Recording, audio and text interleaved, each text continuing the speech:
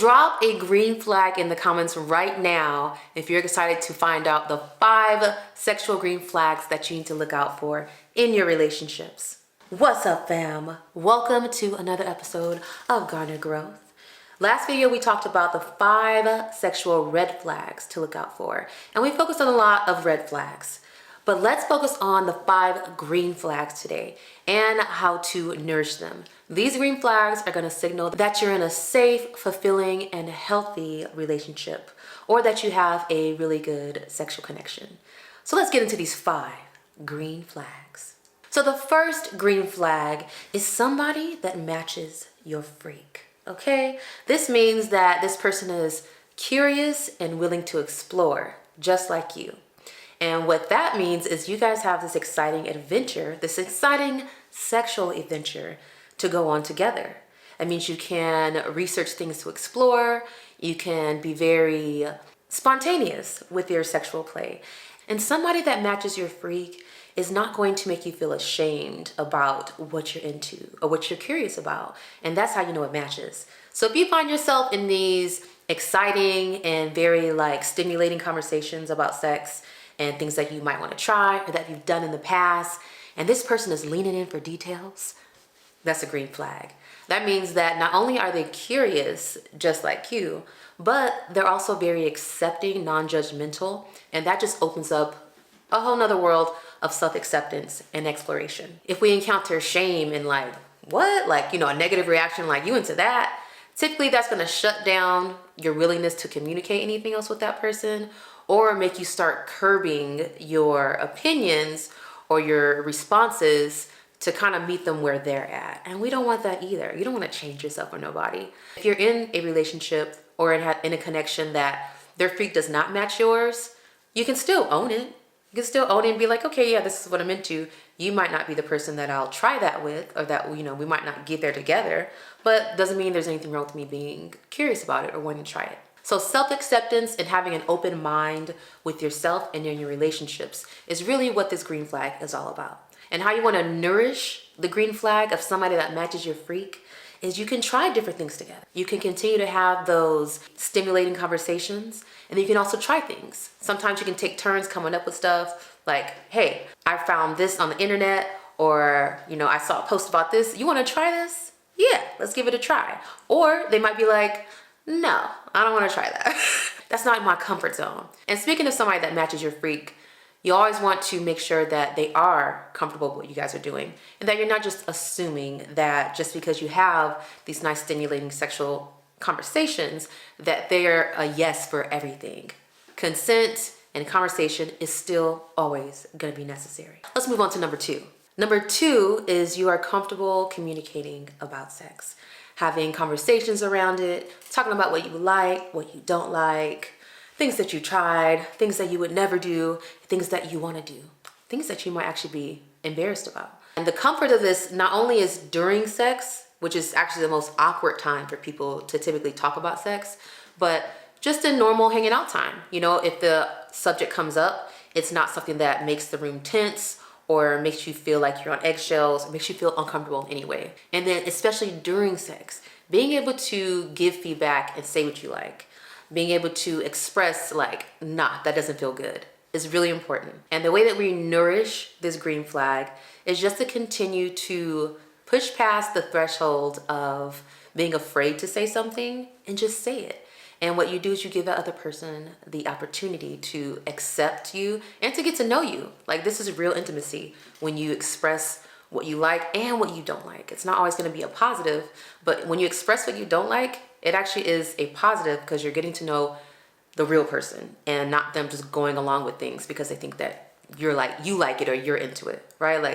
We're not doing things one-sided here. There's no sacrificing and martyrdom in sexuality.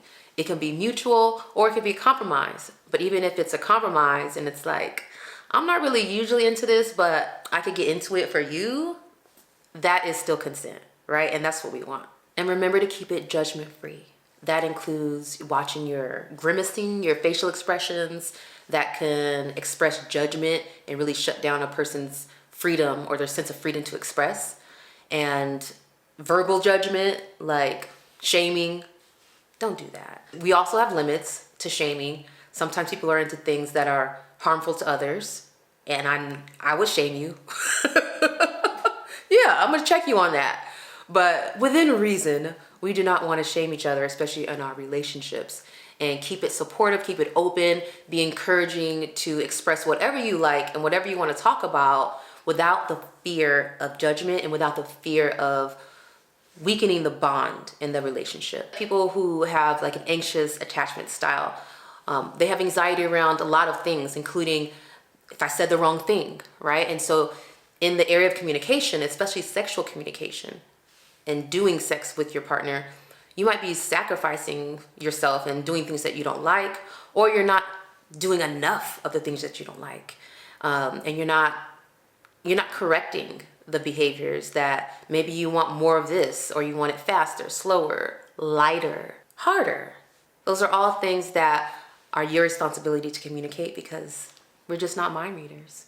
And when you do that, you keep that line of communication open, and the trust builds, the bond gets stronger, and it's all based off of you being your real self and not pretending to be anybody that you're not. Whether it's this level of freaky, vanilla, chocolate. Does it work that way? I don't know, but you get what I'm saying. When you're able to communicate openly and have conversations around your sexual experiences and the things that are in your mind about sex, it just really creates better satisfaction. It's like eating food and never saying this was too salty, or this wasn't cooked the way I liked it to be cooked, or I don't even like that kind of vegetable. If you never say those things and you keep allowing the person to keep cooking you the same meal and you're just gonna eat it because you don't want to hurt their feelings, you're never gonna have a satisfactory meal. So let's think about sex that way. It is not only serving yourself and your own experience, but the experience of your partners. Especially if they're mutually invested in having a good experience with you and really want you to have pleasure, then they also want you to express what you want and what you desire, and then what you don't want. So it's a mutual benefit. Think about it that way. You're not saving nobody, and you're not making anything better by withholding what you like and what you don't like around sex. All right? Number 3, an emotional connection beyond sex. So this is when things are not hot and heavy, there's no arousal, and you're just having a conversation with this person. Maybe you have some emotional needs like support, you need somebody to talk to, there's some things on your mind, you need to process some things. Having that person be there for you in those non-sexual moments builds trust, it strengthens the bond. It allows you to be vulnerable and be yourself with that person. And then when you come together and you do have sex, you already know, I can trust this person. Just like I can have honest and vulnerable conversations with this person, I can have an honest and vulnerable sexual conversation with my body with this person. And that's what makes it really beautiful. So if you find that things are really good physically and they feel good even emotionally when you're having sex, but outside of that, maybe the conversation's not that good, the company's not that good, even though we're not focusing on red flags, okay, we're focusing on green ones. So if the emotional connection is good, continue to nourish that. And you can do that by being vulnerable with each other. So practicing saying things that are things that you typically would keep to yourself because you're worried about judgment from others. You're sharing your body with this person. That will be a good person for you to be vulnerable with if you guys are in a relationship. And we know there's differences between sex in a relationship and then sex just for sex, like a good sexual experience. And both of those are valid. We're not, biased over here. In this aspect of a green flag, typically we're looking for, with the emotional connection, talking about a relationship. But even if it was a hookup, would you not want to have a good conversation with that person and feel like this is a cool person, Like I can have a good conversation with you.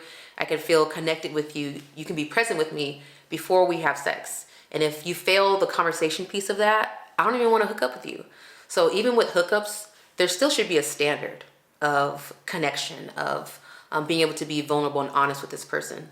Because at the end of the day, like I'm sharing my body with you, you're sharing your body with this person, it is a very vulnerable and intimate thing to do, and it exposes you to their energy, their biology. And so yeah, I'm not gonna just do it with anybody. Like if you out here being reckless like that, sounds like I'm judging, but I'm not.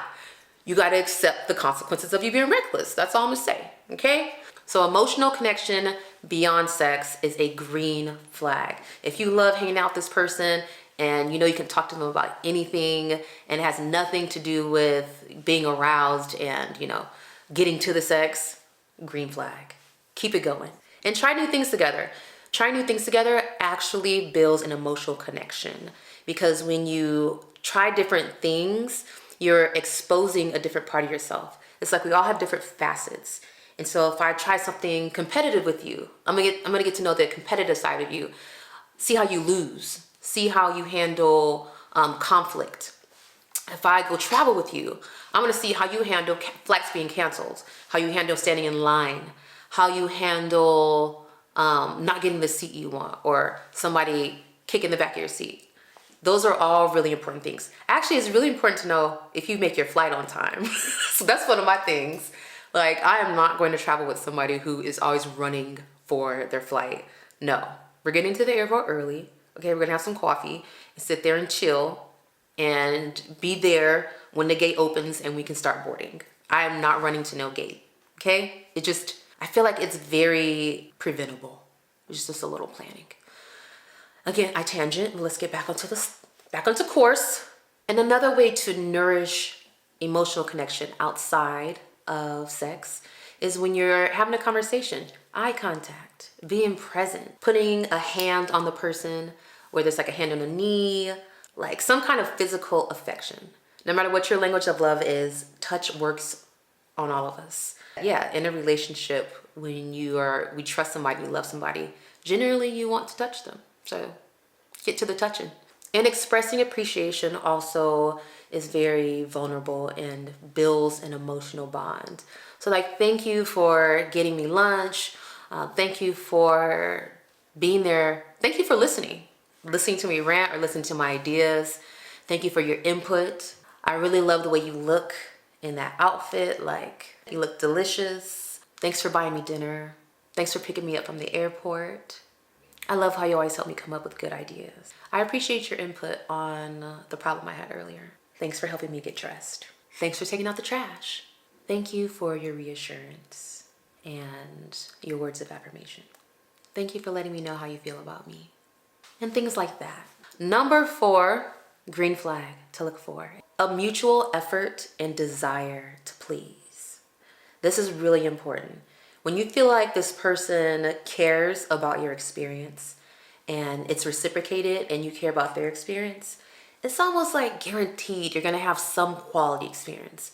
Not to say it's gonna be the most physically satisfying, because it does take time and experience for you to get to know each other's bodies, but just the consideration and the desire to please going both directions, like, if anything, I'm gonna feel emotionally satisfied from this experience because you put in effort. You cared about how I felt. And that is like, people don't talk about it a lot, but it's really valuable. And I think it's one of the biggest green flags that you can have in your relationships. And even if you're hooking up, somebody that's invested in having a good experience and making sure that you do too, and it's not just for them, it should be pretty good, right? The chances of it being good are a lot higher than if it's one-sided and one person's kind of just there to get a nut, or the other person's just there to see what they can get or get the other person to do. So any of those kind of selfish interactions, unless the person gets off by being used, which some people do, or sometimes people do depending on the day, right? Sometimes you do want to be used and you do want to focus all your attention on the pleasure of that person, the other person, and that in turn gives you pleasure. So there's different ways to skin this cat. Okay, don't skin the cat. What is another way to say that? There's different ways to peel this orange, okay? Initiation is a big part of this, and this is also how you can nourish mutual desire and effort. Initiate. Don't be that person that just sits and waits for the other person to give you a cue. Especially for, I'm about to say something biased. I was gonna say women, but I can't say that because I have been in situations, relationships, and I know plenty of other women who are not getting initiated, and they're the primary initiators. That whole 1950s housewife thing that y'all think women still do, where they're just sitting there like trying to hint in a cute way for a man to come get it. Like, nah, It's not like that anymore. Not as often. Okay? When we want it, we're gonna ask for it. Or we'll initiate in a way that's more seductive or sensual, but it's still initiating, right? You're not just laying there and in your head wanting to have sex, but you kind of refuse to get off your throne and initiate. Like, don't play those games. Men love to be initiated. They love to feel desired and wanted, just like we do. Everybody wants to feel loved and desired. So if you find yourself feeling hot and ready, express it. And typically, the other person will be happy, or they'll feel good that this person is going after them, that feeling of being pursued and chased a little bit. It just feels good. And it also keeps things exciting because it's not so predictable. Imagine being in a relationship where there's only one initiator, then you know that you're only gonna have sex when that person initiates. That sounds really predictable and boring. But when there's both people, you don't know what direction it's gonna come from. You don't know what the stimulus is gonna be, what the trigger is gonna be. When it does happen, and both people get a chance to be pursued and get that feeling of being desired, it only strengthens the bond. We're always talking about everything strengthens the bond. There's certain repetition in things that I do with my videos. Strengthens the bond, okay? Line of communication. You're gonna hear a lot of that from me. And it also creates balance when you have the desire going from different directions. It keeps this balance, this flow. It's not just one lane freeway, just going this way. It goes both directions. And verbally, you want to express appreciation for your partner putting in effort. And you want to express the things that you do like that they did. So let's say you really like the way that they were kissing you, or you really like the way they're massaging you. Like, I really like that. I love when you do this. Like, when you go to that spot, like when you hit that spot, that gets me there.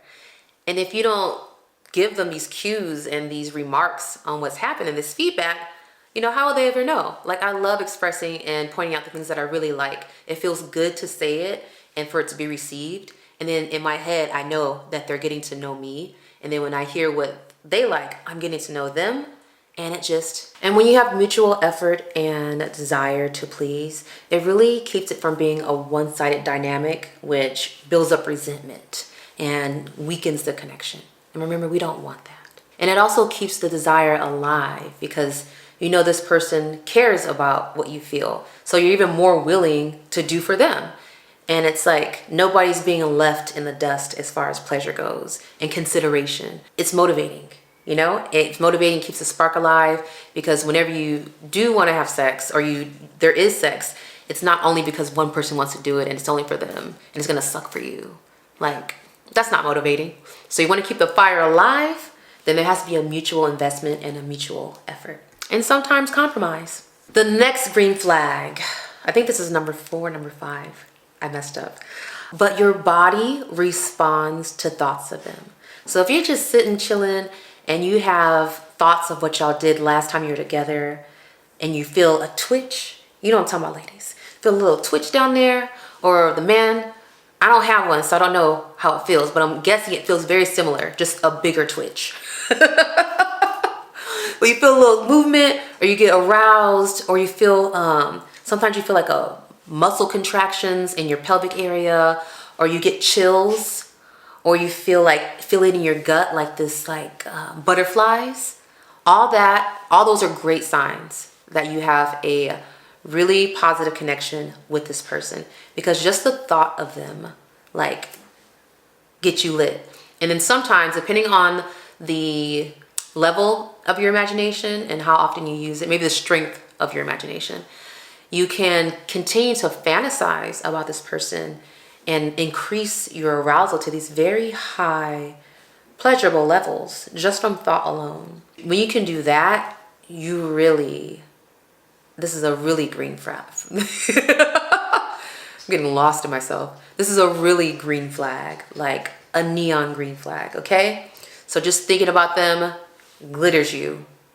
Great sign. And along with this part, as far as body responses, there's other ways that you can respond to a person that shows it's a positive reaction and that's a positive, healthy connection besides any arousing sexual feelings. So feeling this heaviness in your heart, like a good heaviness, a fullness in your heart, feeling like love and comfort, like a warmth, more like an energetic warmth in your chest when you think about this person.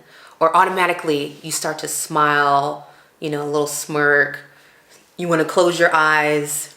If the thoughts of this person are relaxing to your body and make you feel at peace and grounded, those are really great signs. It could be an arousal reaction to this person that's positive. It could also be an emotional reaction that's positive, a mental reaction. If anything, that just makes you feel good. Those are all great signs. So yeah, you want to look out for green flags. Your body relaxes in their presence. It melts into each other. You're able to feel at peace and grounded in their presence. And it's just a full body relaxing thing, or full body pleasurable thing that's exciting and arousing. All those are green flags. All right, so those are the 5, maybe 6 sexual green flags to look out for and how to nourish them. So let's go over the green flags. Number 1, they match your level of freak. Somebody gonna match my freak? So you both have this curiosity and willingness to try things. It's exciting, right? Number 2, you're comfortable with sexual conversation and communication. This is during sex and other times where it's just like a casual conversation. And you can naturally flow into talking about sex and flow out of it. And it's not a big deal. And that just shows that you can be vulnerable with this person, not feel shame and guilt around anything that you might be interested in, or even things that you don't like. You feel safe to express whatever it is. And again, that just builds more trust, strengthens the bond, and allows you to be more of yourself. Number 3, mutual effort and desire to please. Everybody involved is equally invested in putting in the work to have a fulfilling experience, and also being considerate of, are you enjoying this? This is not just for me. I want to know if you're enjoying it. And getting pleasure off of the other person or people enjoying what you're doing is really where it's at. It's a form of sexual empathy, where it would be hard for me to just do this selfishly for me when I know that you don't like it. Like, that would dry me up, or that would, make you go soft, depending on what your body is. But that's really important to have, is this sexual empathy that makes everybody feel safe and cared for. And that just allows more vulnerability and also freakiness. Because if I can feel safe with you and I know that you're considering how I'm feeling in this, I can be like, yo, try this. Let's do it this way. Can we do this?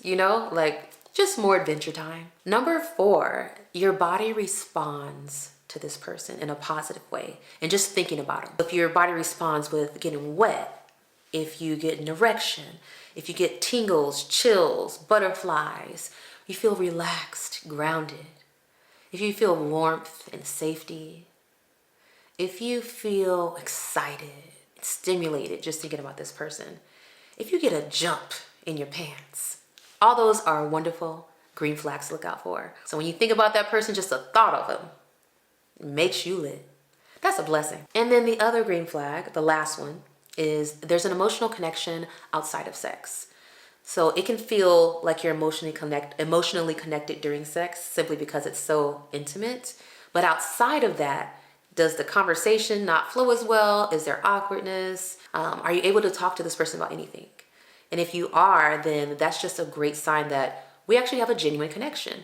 It's not just about the sex feeling good, because that can be really hypnotizing, right? That's why we call it dickmatize, because you can have really good physical sex and think that, oh, I really like this person. We have a great connection. But then outside of it, there's not really that spark is not there. So when you have it outside of sex, it only makes the connection during the sex even better, even more vulnerable, even more effortless to connect. Even if you don't want to have sex, or you feel not sexy, you still have this emotional connection where you feel safe to feel that way. You feel accepted. And that is sexy. All right? Acceptance and understanding is sexy. So those are the green flags to look out for. Notice them in your relationship.